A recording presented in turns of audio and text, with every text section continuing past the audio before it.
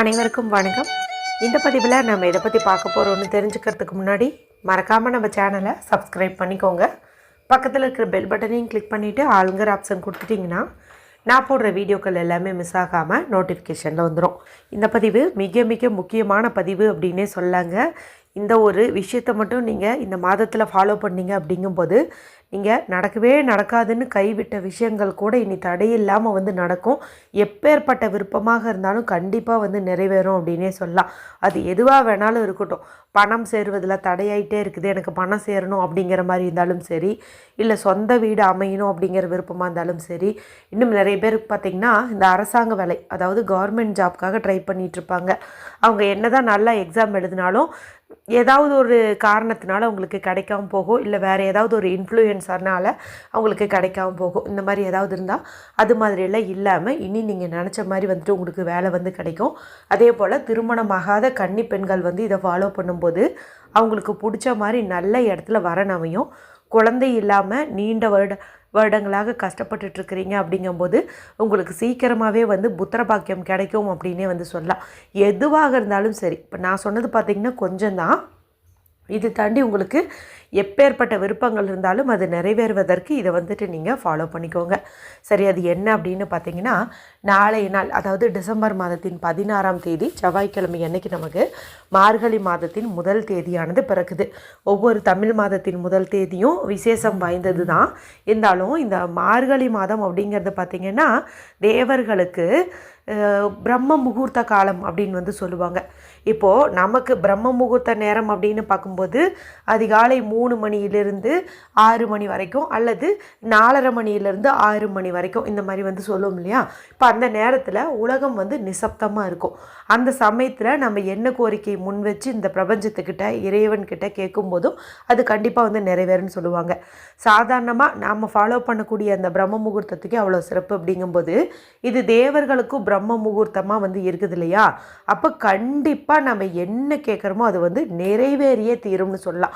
1000%, 1,00,000% அது நிறைவேறியே தீரும் அப்படின்னே சொல்லலாம். இப்போ நம்ம பார்க்க போகிறது பிரம்ம முகூர்த்த பூஜை. அதாவது பூஜைன்னது நீங்கள் பெருசாக ஏதோ சொல்லுவோம் அப்படின்னு சொல்லிட்டு நினச்சிக்காதீங்க. நம்ம சாதாரணமாக பிரம்ம முகூர்த்தத்தில் விளக்கேற்றுவோம் இல்லையா, அதையவே தான் நம்ம பண்ண போகிறோம். ஆனால் ஒரு குறிப்பிட்ட முறையில் நம்ம பண்ணுறோம் அப்படிங்கும்போது கண்டிப்பாக நம்மளுடைய விருப்பங்கள் எல்லாமே நிறைவேறும் அப்படின்னே சொல்லலாம். இந்த பிரம்ம முகூர்த்த பூஜை அப்படிங்கிறத நீங்கள் இந்த மார்கழி முதல் தேதியிலே தொடங்கி அப்படியே கண்டினியூ பண்ணலாம். நீங்கள் 21 நாட்கள்னு எடுத்துக்கலாம், அல்லது 48 நாட்கள்னு எடுத்துக்கலாம். இது உங்களுடைய விருப்பம். இப்போ இதை ஃபாலோ பண்ணும்போது நடுவில் பீரியட்ஸ் ஆகிட்டா என்ன பண்ணுறது அப்படின்னு பார்த்தீங்கன்னா, இப்போது நீங்கள் விளக்கேற்றுற மாதிரி இருக்கும் இல்லையா, அந்த விளக்கை நீங்கள் உங்கள் வீட்டில் இருக்கக்கூடிய குழந்தைகிட்டையோ கணவர்கிட்டையோ நீங்கள் சொல்லி ஏற்றலாம். இல்லைனா இதை நீங்கள் பூஜை அறையிலேயே ஏற்றணும் அப்படின்ட்டு கூட அவசியம் இல்லை. நீங்கள் ஏதாவது ஒரு இடத்துல உங்கள் ஹாலில் ஏதாவது ஒரு இடத்துல நீங்கள் 5ங்கிற எண்ணிக்கையில் மண்ணகல் வச்சுட்டு அந்த மண்ணகலை தூய்மைப்படுத்திட்டு 5லேயும் பஞ்சுத்திரி போட்டு நல்லெண்ணெய் அல்லது நெய் ஊற்றி நீங்கள் ஒரு பிளேட்டில் வச்சு தீபம் ஏற்றலாம். இல்லை 5 முகம் கொண்ட அகல் விளக்கு வச்சுருக்கீங்க அப்படிங்கும்போது அதில் நீங்கள் நல்லெண்ணெய் ஊற்றிட்டு 5 பஞ்சுத்திரி போட்டு நீங்கள் தீபம் ஏற்றலாம். இப்போ நீங்கள் பூஜை அறையில் ஏற்ற மாதிரி இருந்துச்சுன்னா நடுவில் இப்படி ஸ்கிப் ஆகிற மாதிரி இருக்கும், பீரியட்ஸ் டைமில் ஏற்றக்கூடாது அப்படின்ட்டு.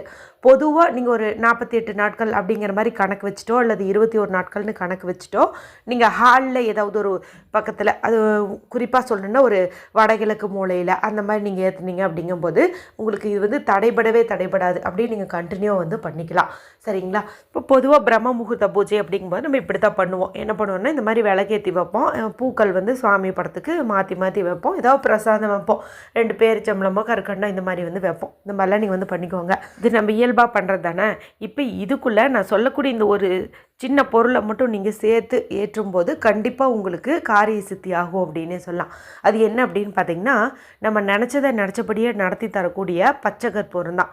ஏன்னா இந்த மார்கழி மாதம் அப்படிங்கிறதே பார்த்திங்கன்னா பெருமாள் வழிபாட்டுக்கு உகந்த மாதம் அப்படின்னு சொல்லுவாங்க. சரிங்களா. அப்போ அவங்களுக்கு ரொம்ப பிடிச்சதுன்னு பார்க்கும்போது இந்த பச்சை கற்பூரத்தை சொல்லலாம். அப்போ அதை நீங்கள் ஏற்றக்கூடிய விளக்கில் ஒரு சிட்டிகை இத்தினூண்டு துள்ளி பிச்சு நீங்கள் இப்படி போட்டிங்க அப்படின்னா கூட போதும். இது நீங்கள் தொடர்ந்து 48 நாட்களோ 21 நாட்களோ நீங்கள் போட்டு ஏற்றுவது சிறந்தது. இப்போது பிரம்ம முகூர்த்த பூஜை அப்படின்னு சொன்னதுமே நிறைய பேர்த்துக்கு மனசுக்குள்ளே நிறைய கேள்விகள் வரும். இப்போ நடுவில் ஊருக்கு போகிற மாதிரி இருந்தால் என்ன பண்ணுறது, ஸ்கிப் ஆகுமே அப்படின்ட்டு. நீங்கள் எத்தனை நாள் ஊருக்கு போகிறீங்களோ அந்த நாளை வந்துட்டு நீங்கள் விட்டுட்டு அதுக்கு அடுத்த நாள் நீங்கள் கணக்கு எடுத்துகிட்டு அப்படியே கண்டினியூ பண்ணுங்கள். அதாவது இப்போ ஒரு 4 நாள் நீங்கள் வந்து பிரம்ம முகூர்த்தத்தில் விளக்கேற்றிட்டீங்கன்னு வச்சுக்கோங்களேன். ஒரு 5ஆவது நாள் 6ஆவது நாள் நீங்கள் ஊருக்கு போகிற மாதிரி இருக்குது. ஒரு 2 நாள் போகிறீங்க. அப்போ அந்த 2 நாளை ஸ்கிப் பண்ணிவிடுங்க.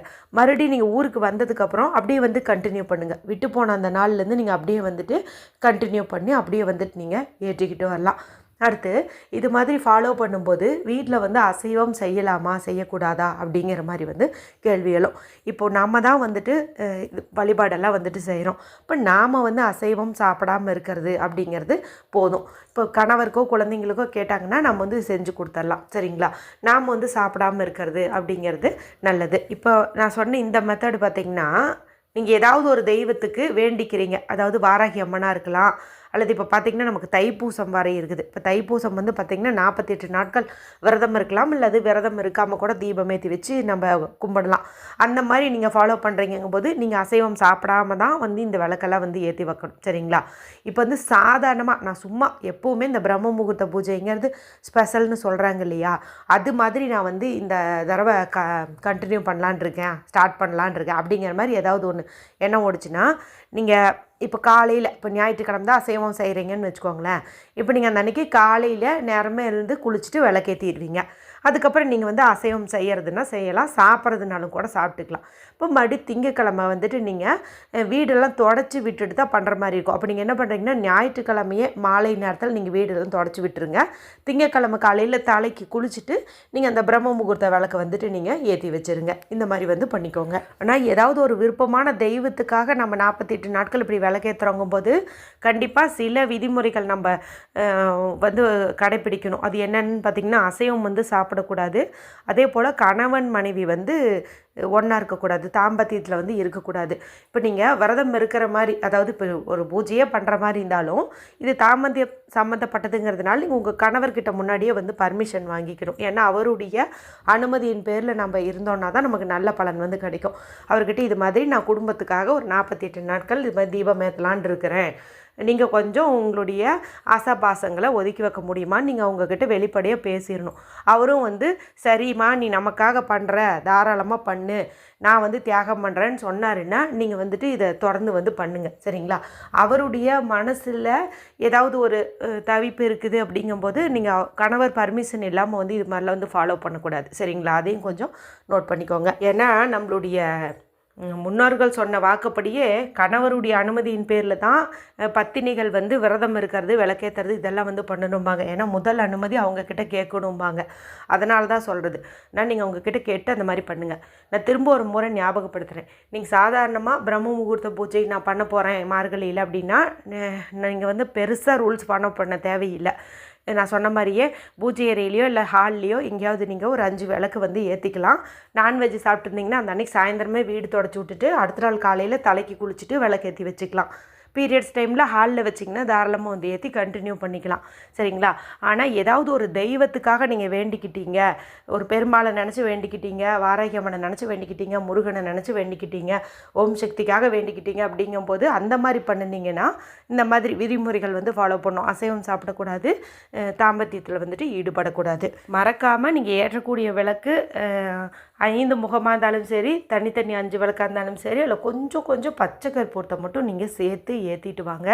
கண்டிப்பாக உங்களுடைய விருப்பமானது நடந்தே தீரும். நான் முன்னாடியே சொன்ன மாதிரி இது பிரம்ம முகூர்த்த காலத்தில் வரக்கூடிய பிரம்ம முகூர்த்த நேர பூஜை. அதனால் நமக்கு வெற்றி என்பது கண்டிப்பாக உறுதி அப்படின்னே வந்து சொல்லலாம். ஏற்கனவே இந்த மாதம் முழுக்க நம்மளுடைய நிலைவாசலில் ஒன்று வந்து வைக்க சொல்லி வீடியோ வந்து போட்டிருந்தேன். அதுவே பார்த்திங்கன்னா நமக்கு தை மாதத்தில் கோடீஸ்வர யோகம் கொடுக்குன்னு சொல்லியிருப்பேன்.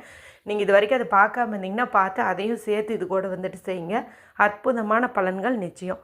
வீடியோ குறித்து உங்களுக்கு ஏதாவது சந்தேகங்கள் இருந்தால் கமெண்ட் பண்ணுங்கள். பிடிச்சிருந்தால் மற்றவங்களோடையும் ஷேர் பண்ணுங்கள், லைக் பண்ணுங்கள். மற்றும் ஒரு பயனுள்ள பதிவில் உங்களை சந்திக்கிறேன். நன்றி, வணக்கம்.